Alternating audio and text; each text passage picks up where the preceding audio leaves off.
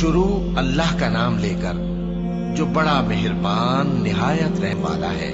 ان فرشتوں کی قسم جو ڈوب کر کافروں کی جان کھینچ لیتے ہیں، اور ان کی جو مومنوں کی جان آسانی سے نکالتے ہیں، اور ان کی جو تیرتے ہوئے جاتے ہیں پھر لپک کر آگے بڑھتے ہیں۔ پھر دنیا کے کاموں کا انتظام کرتے ہیں کہ وہ دن آ کر رہے گا جس دن وہ زلزلہ آئے گا، پھر اس کے پیچھے اور زلزلہ آئے گا۔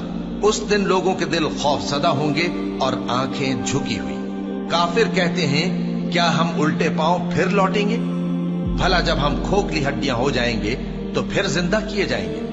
کہتے ہیں کہ یہ لوٹنا تو سراسر نقصان کا لوٹنا ہوگا۔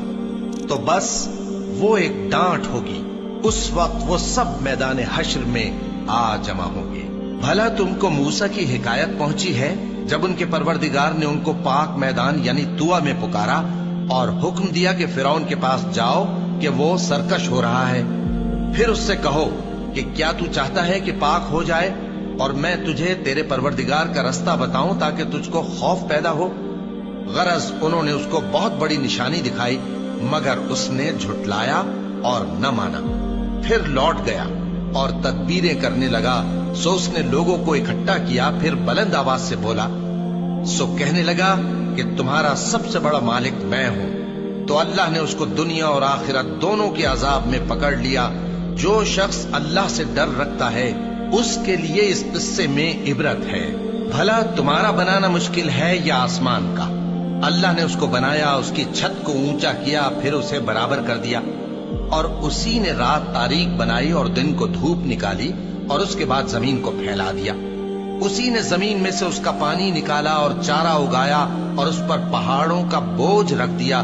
یہ سب کچھ تمہارے اور تمہارے مویشیوں کے فائدے کے لیے کیا۔ پھر جب وہ بہت بڑی آفت آئے گی اس دن انسان جو محنت وہ کرتا رہا یاد کرے گا، اور دوزخ دیکھنے والے کے سامنے لا کر رکھ دی جائے گی۔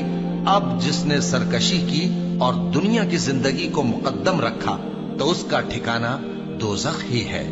اور جو اپنے پروردگار کے سامنے کھڑے ہونے سے ڈرتا اور نفس کو بیجا خواہشوں سے روکتا رہا تو اس کا ٹھکانہ بہشت ہی ہے۔ اے پیغمبر صلی اللہ علیہ وآلہ وسلم، لوگ تم سے قیامت کے بارے میں پوچھتے ہیں کہ اس کی آمد کب ہے، سو تم اس کے ذکر کی طرف سے کس فکر میں ہو؟ اس کا منتہا یعنی واقع ہونے کا وقت تمہارے پروردگار ہی کو معلوم ہے۔ جو شخص اس سے ڈر رکھتا ہے تم تو اسی کو ڈر سنانے والے ہو۔ جب وہ اس کو دیکھیں گے تو ایسا خیال کریں گے کہ گویا دنیا میں صرف ایک شام یا ایک صبح رہے۔